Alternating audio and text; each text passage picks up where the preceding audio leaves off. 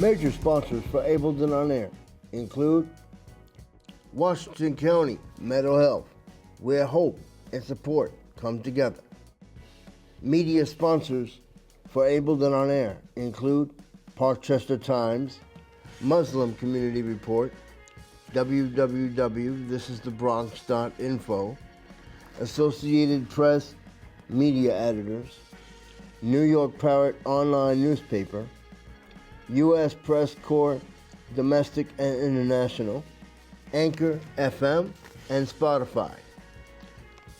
Partners for Ableton On Air include Yachad of New York and New England, where everyone belongs, the Orthodox Union, the Division for the Blind and Visually Impaired of Vermont, the Vermont Association for the Blind and Visually Impaired, Central Vermont Habitat for Humanity, Montefiore Medical Center of the Bronx, Rose F. Kennedy Center of Bronx, New York, Albert Einstein College of Medicine of the Bronx.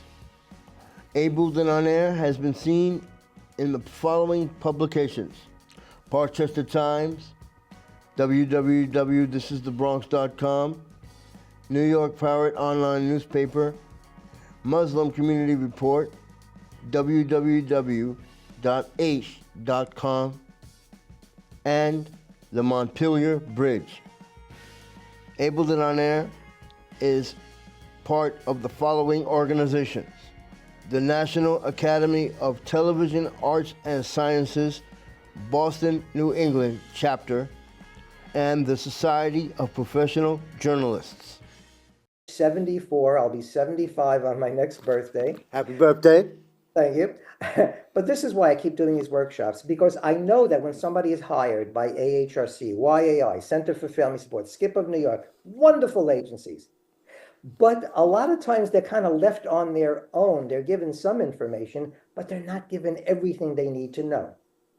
When a new social worker calls me and says, Gary, I'm dedicated, I'm motivated, I want to help the families, I say, look, this is what I did. I would get to work when I was paid by Resources for Children with Special Needs, which is now called Include NYC. I would get to work at least 2 hours early. I'm not saying you have to do this, but why would I do this? Because I was on the internet, I was researching every single day what's new out there for the families. What treasure can I find that might be a lifesaver today for some family who calls me, who can't pay their rent next month, who might get evicted? I'll give you an example. Here in Vermont, okay, wonderful services. But if a person with a disability or without, doesn't matter, if you are, let's say, if you're homeless and you are transitioning from homelessness to housing, there's a wonderful agency called Capstone Community Action. And what Capstone does is they give you your first month's rent, your security, and any other thing you might need, including coupons for something called the Restore. You can get furniture, right? So there is the problem with society today, and you and I can both agree on this, is that people are afraid to ask for services, disabled or not. They're prideful, and there's too much of that pride. You know what, Larry? Today, sadly, it's more even than that they have pride or that they might be embarrassed. Today, there is another concrete danger out there, and there's a fear based upon where the families might come from and their immigration status in this nation.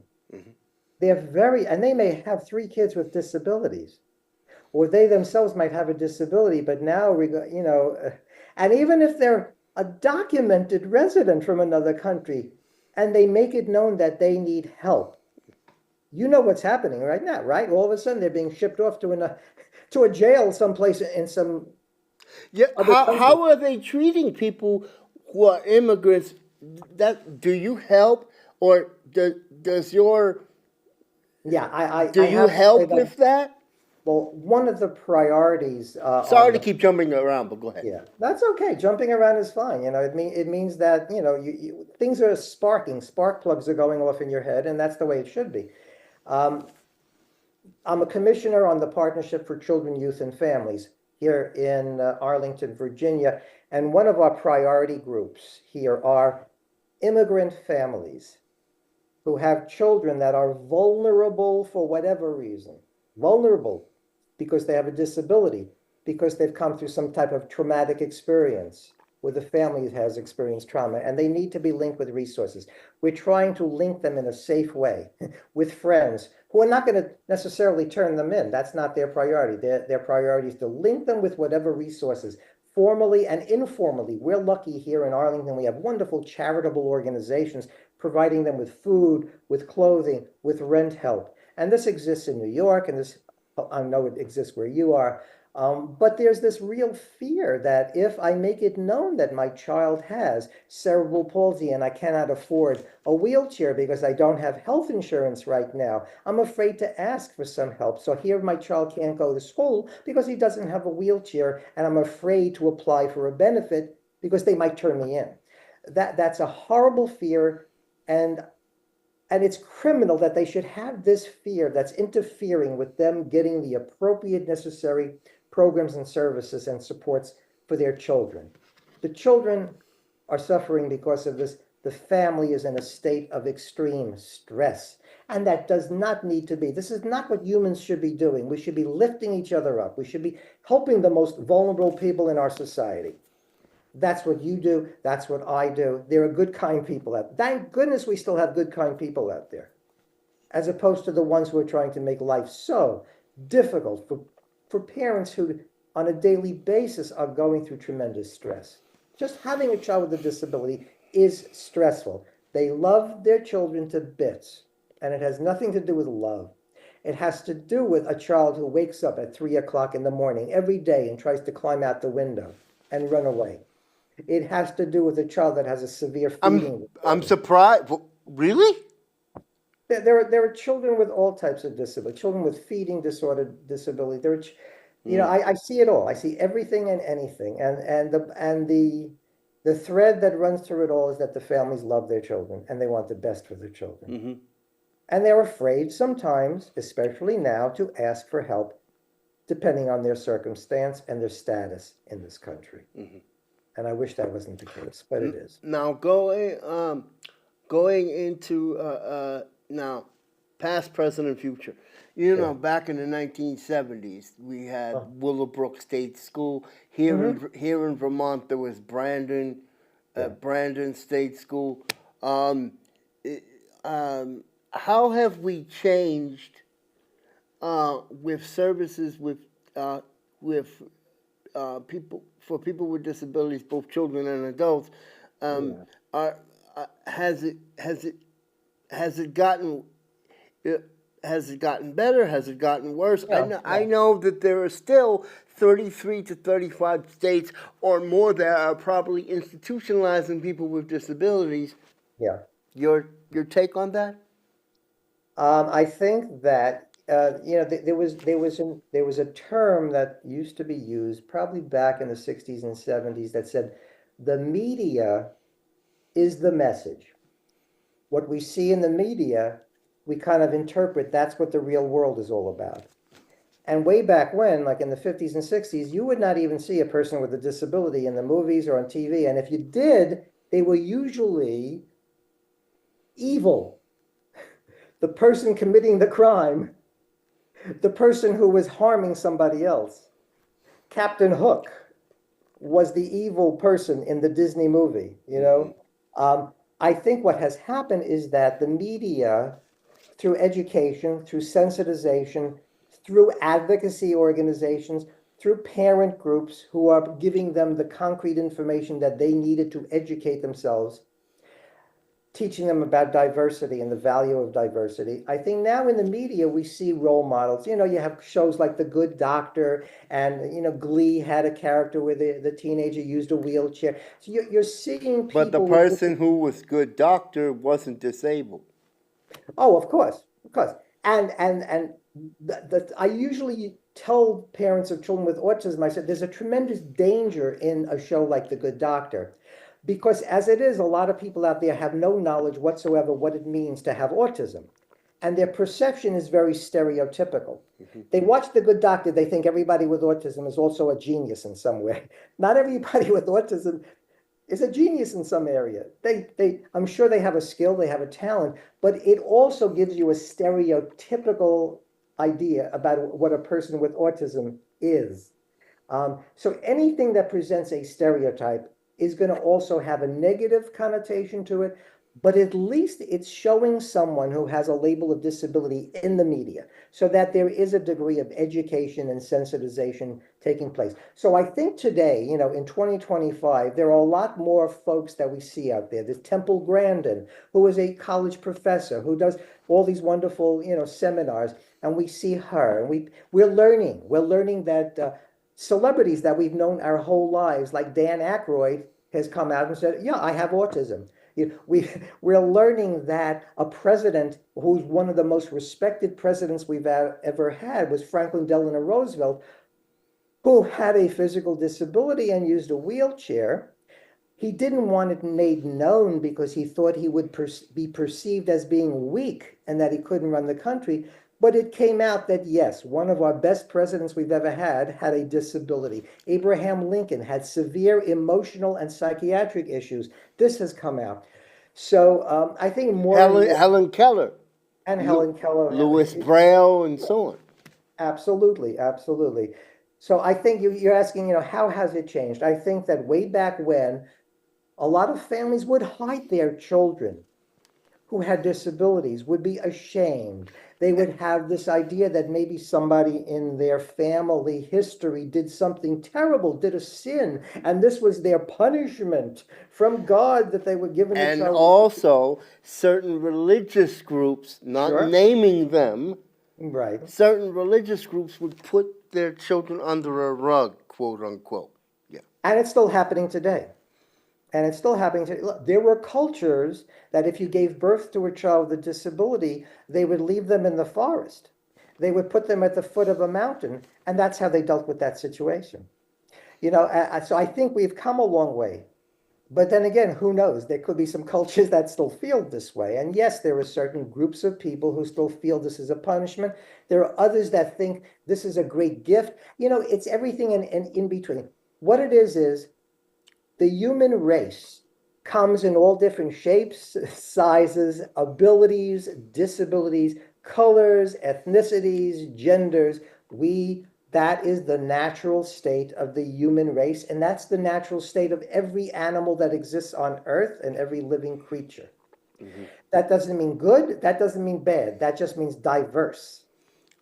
And because of diversity, it means everybody has different needs, everybody has different abilities, everybody has different skills, passions, wants, desires, and that should never be perceived as being a negative. That What makes the world better.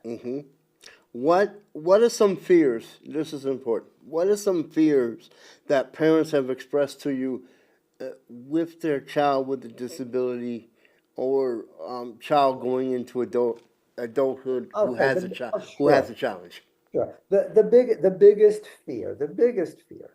You know what? I'm gonna preface this with a story. I once asked that very question is what is I asked them to actually, I now remember, I asked parents of teenagers to make a wish for their child's future. And various parents were saying things like, "Oh, I wish my child would hold down a job and be happy at work." Another one said, "I want my adult child to get married and find love." Somebody else said, I just want her to find whatever makes her happy." And then one parent, and here's to your point that you're asking, what's the fear? One parent stood up and looked at all the other parents in the room and she said, "You know what my wish is? My wish is that my child should die before I do." Now you would think that the Why other, is that? Wow. okay, I'm I'm going, sorry. no, I'm just. listen, this is the important, this is the point. This is the point. Instead of shock, all the other parents in the room looked at her and went like this. Okay. Now, I'm standing there as an advocate, and I just learned something. The biggest fear, I'm not saying they really want their child when they become an adult to die. That's not what she was saying. What she was saying is that when I am no longer around, I have no control over how this world out there and these people out there will be treating my adult child with a disability. And I don't want my child, who is now an adult with a disability, to suffer at the hands of a world that could be very cruel, or someone who doesn't understand what my child is even saying because of my child's communication difficulties. Or it's cute that my 3-year-old with a developmental disability still needs to be diapered. People are going to say, oh, isn't that precious? Except when you're 49 and you have cerebral palsy and you still need to be diapered. Is there going to be somebody who's caring and sensitive and not think that's disgusting and let my child sit there in their own feces? So when she said, I hope my child dies before me, what she was really saying is, I love my child so much. I know that I can care for my child. I don't know if anybody else is going to do that, and I don't want them to suffer. That's a terrible thing. That's a terrible thought. But you have to understand that this is a fear of every parent that I've come across is when I'm not here, what on God's green earth is going to happen to that child who has my love and my compassion? And I know how hard the job is caring on a daily basis for this individual. Is Did there going you to be did somebody you that dedicated out there? Now let's talk about something that's very important. I don't know how it is in your state, but Okay. New York City is having training staff to work with people with disabilities is very important. I know Sure. several people that work with DSPs, and the DSP, um, direct support professional, is very underpaid. Yeah, Okay. absolutely. Um, there was several years ago, there was a documentary called Invaluable. I don't know if you've seen it. Okay, I've interviewed the director of that. Mhm. Uh, how important is DSPs, and are they changing that?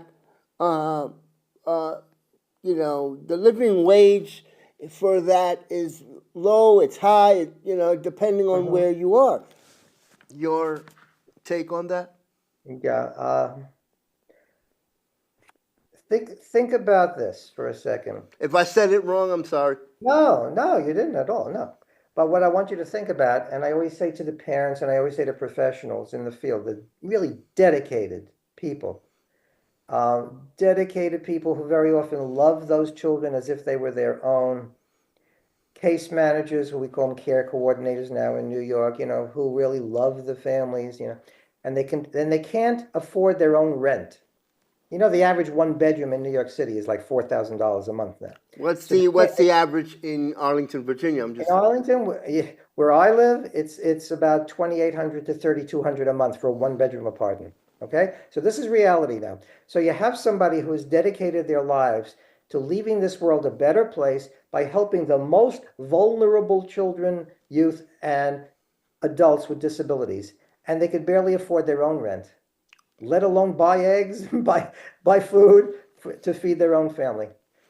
And then you look at somebody whose job it is to beat up other people. Like, and I'm not saying there's anything wrong with it because this is our society. We've established this as our priority. Somebody like a football player who might make $10 million a year. They catch a ball, they throw a ball, they beat up some people. They're making $10 million. and they make money. Yeah, they make good money, right? Somebody who's saving a family's life, literally when you are providing direct care, a home attendant, homemaker, home health aide, giving the family a break, giving your love, your compassion, your attention, your skill to one-on-one, wiping the kids behind, wiping the adults behind if necessary, changing a diaper, taking them out into the community. and you're paid a wage where you can barely feed your own family. So what's happening in the field? Understand that persons with disabilities, they need consistency. Once they get to know the human being, it becomes part of the family, then what happens? They get another job that pays them more money. Why do they do that? Because they have to do that. They can't afford their own rent. They can't afford to buy groceries, let alone a luxury to go on a vacation. What's that? I can't afford that on my salary. I think that there are states that realize that, and there are other states where that's still not a priority. And Lord knows, under the current administration, federally, that's not a priority. They could care less. So what's the future going to bring? I don't know. Again, I would need my crystal ball, and I don't have one. What's happening, to talk about this in a grander level, you have folks in early intervention, the most critical stage for a person with a disability, getting them young, giving them you've got OTs leaving the field, you have PTs leaving the field, you have special education professionals leaving the field because they haven't been given, like in the state of New York, they haven't been given raises. People in early intervention. I mean, I know that personally. I have friends who are pediatric occupational therapists who are leaving early intervention because the amount of paperwork that they have to do, the requirements they're Is it putting an on them, underpaid? Is it an underpaid underpaid field? and overworked, underpaid, overworked, not appreciated. Every one of them should be celebrated, celebrated, and given a decent income so that they can continue to support the most vulnerable children who need them the most. And you know what's going to happen? People who used to go to college in these professions to learn to be occupational therapists, physical therapists, special education teachers, speech therapists, you're going to start to see, and you are seeing it, I'm sure, a decrease in the people who are even getting that training because they see what's happening in the field. I think that one-on-one home care providers should be given the same respect as someone who has a doctorate in any area. The amount of work that you're putting into this, of working one-on-one with somebody with a high level of need, is exhausting. And to do it right, you have to have skill, compassion, and you have to have an understanding of what's important in this world. But the reality that There's not enough I home have to care help me feed serv my family. there's Yeah. not enough home care services. There's not enough, and people have to resort to sometimes put their loved ones into nursing facilities because it's hard for them to take care of their child or take care of their adult. I know you can't put a child in a nursing facility, but some nursing homes allow um, uh, 25, 30. Some are taking certain ages depending Yeah. on the disability. How is it per state when it comes to that? Do you know any of those statistics? No, I'm really good at saying what I know, and I'm good at saying what I don't know. So I really do not know how the policies are in each state. What about Uh, your state, for example? Well, my state is pretty good for people with disabilities, but again, the concept here is one of inclusion. We try to support individuals with disabilities in the community to stay in the community with support services to the best degree possible. Right now in New York, there's always a threat in New York right now from the governor on down of doing away with CDPAP, Consumer Directed Personal Assistance Program, where the caregiver can choose someone who they Say know. that again. What is that Yeah, acronym? okay. In New York State, there is a program called CDPAP, Consumer Directed Personal Assistance Program, where instead of getting a home care provider from an agency where you don't know the individual, let's say your next door neighbor is a special education teacher or a retired social worker, and they really know how to work with your family member that has a disability. There is a process you can go through where if you are approved for home care, they let you choose the home care provider, and it could be anybody that you know. And there's always a threat, and there's a threat as we speak, and there's always an advocacy fight to get them to keep that program, as is going on right now. The CDPAP program is always in danger in the state of New York. And it's a program that a lot of New York families depend on because they're able to trust the person who is the home care provider because they know that person. They help train that person. It could even be a relative. Mhm. It could be a cousin. And after the age of 21, when their adult with the disability is 21, even the parent can be paid by Medicaid to continue being the home care provider. I'm not saying that's a good thing because personally, I think we want to promote independence to the greatest extent possible. But even the parent, after their child turns 21 through CDPAP, can become the home care provider for their own child. And that's a program that's always in danger, and right now it's in danger. So there's a huge advocacy effort in New York State to try to keep that going. Okay. Um, uh, Now, what is the no, okay, we don't know what the future holds. No, we don't. We can't. You don't have a crystal ball. I don't have that crystal Um, ball. But well, let me say this though. Let me say this. It's time for parents and persons themselves with disabilities to yell and scream. You know, in the good old days, we used to call them the cheese buses, the orange school buses. Parents like from places like AHRC would get in those orange buses and they'd go up to Albany or wait, wherever you state you're listening in, you go up to the powers that be that pass the laws. Yes, we have no control right now over who's running the whole nation, but you know what?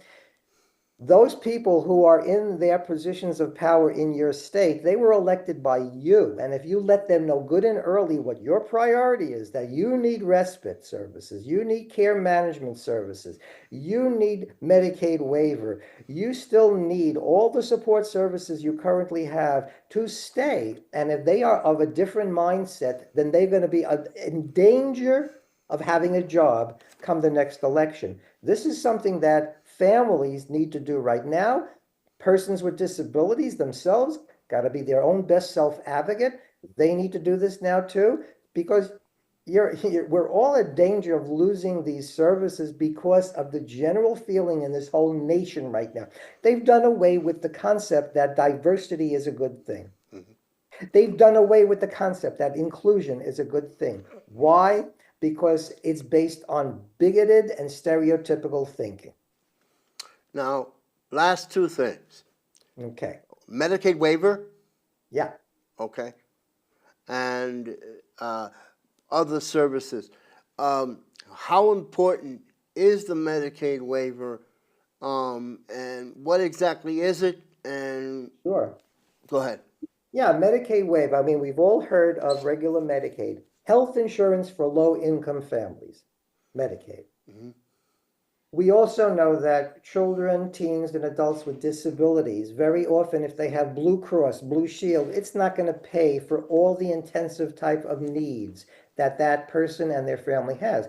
So the government, out of compassion, out of good sense, created a program where the family's income can be waived because income for regular Medicaid is a criteria. The income of the family can be waived and a more expansive, creative form of Medicaid called Medicaid waiver is given to the person with the disability. And it not only pays for everything that regular Medicaid pays for, which is basic health care, it pays for the home care, it pays for respite services, it pays to have a care manager to kind of be like a social worker for the family. Home modifications, if perhaps you have a physical disability and you need to make your apartment accessible. It pays for parent training, crisis intervention. It pays for a lot more services to help with the stability of that family and that person with the disability. And it carries through the journey from childhood into adulthood. The Medicaid waiver can stay with them. So it's a critically Is it important. like the money follows the person kind of thing? It's the money follows the person. And talking about the money, some individuals and some families have something called self-direction, where once they get the Medicaid waiver, rather than have a care manager sit there and kind of make a lot of decisions for the family says, you know what I really need, because I know my family best, I know my child best. Or an adult with a developmental disability says, I know myself best. I know what I need. I know what my preferences are, my needs, my wants, my desires. They give them a budget. That's self-direction. Here's your budget. You can have people like fiscal managers who help you with the budget, but out of that budget, you might pay for a shadow who goes with you to the gym 3 times a week because you love to work out and that's important for you. It might pay the rent on the apartment. A Medicaid waiver pays for Medicaid it waiver, pays for a gym membership. Medicaid waiver, if you choose self-direction, which is under the auspices of Medicaid waiver, if you say, okay, now that I have Medicaid waiver, I would like to be my own care manager, take care of my own issues through Medicaid money, give me a budget, develop a budget for me. And through that budget, it can help pay your rent. It can help pay for a gym. It can help pay for, let's say the person is passionate in art. It might pay for art classes. So yeah, it's a creative way of using Medicaid funding through a program called self-direction. So if families who are listening into this show don't know anything about self-direction, please, every state entity that deals with persons with developmental disabilities, they should know about it. If they have a Medicaid waiver program in your state, and that is federal, you should have it in every state, then there should be this self-direction option where it's a creative way of using Medicaid waiver funding. Okay. Is there anything else that because we went over? So what I'll do is I'll put this into two shows. Anything that we haven't mentioned? Well, I'm going, the other thing, the other hat, it's the hat I wear over here, is that I'm a published poet and I've written 5 books of poetry. Many of my poems deal with parents of children with disabilities. And I'm going to just say a part of one of those poems. It goes Go like this. ahead. It goes, this child of mine that you stare at so, please come closer so you will know just who my child is and what I see when those sweet eyes stare back at me. It's a long poem, but the crux of the poem is that if you really look into my child's eyes, I hope you see the soul of my child, not the stereotype, not the physical manifestation, not the fact that my child is drooling. Look into my child's eyes, you'll see a total human being who deserves everything that every human being deserves in this world. Mm-hmm. Free your mind of all preconceptions and stereotypes. Learn about the love, the compassion, the talents, the skills, the possibilities as I see when I look into my child's eyes. Expand your view about people with disabilities, and the whole world will be a better place if you do that. Well, I would like to thank you for joining me on this edition, and it's been a pleasure. And please come back again. I'd I'd love to. like to thank you, Gary Shulman, for joining me on this edition of Abled and On Air. For more information on Abled and On Air, of what you've seen today, you can go to www.orcamedia.net. Is there a website that people can, website, phone number that you want to give? You know what? If anyone has questions, I'm perfectly happy to have them email me, and it's a real simple email. Oh, I'm all over the internet. If they put in Gary Shulman and no C, Gary and then Shulman advocate, or Gary Shulman workshops, Gary Shulman disabilities, I'm all over there, and they'll probably get to my website that way. I'm sure they will. But if anyone listening in would like to email me personally with whatever the issue is, it's my last name, Shulman, Shulman dot Gary, Gary, Shulman.Gary@yahoo.com. So if you want to email me, Shulman.Gary@yahoo.com. But if you just put in Gary Shulman, advocate, Gary Shulman workshops, Gary Shulman disabilities, I am all over the place. And I'm sure you'll get to my website that way as well. But email me if you can't find that on the internet. You know, I said my Uncle Google, go to my Uncle Google, do some searching. But feel free to email me. I'm always happy to help. No matter where you're emailing me from, even though I'm in from Arlington, and even though I'm from New York, if you email me and you're from Wyoming and you have a child with a disability, I will link you with a local resource in Wyoming, in Michigan, in Florida, wherever you are, to get the ball rolling so that you are linked with someone who cares about you and your family. Okay. For more information uh, on Gary's services, you can go to uh, uh, um, Shulman.Gary. Is it Gary.Shulman or Oh, Shulman.Gary? it's Shulman.Gary@yahoo.com. They can email me. I will make sure that I link them with local support services to help relieve some of their stresses. Okay. So for more information on Gary's services, you can go to Shulman.Gary@yahoo.com. Right? Thank you again for joining me on this edition of Abled and On Air. I'm Lawrence Seiler. See you next time in the next edition of Abled and On Air.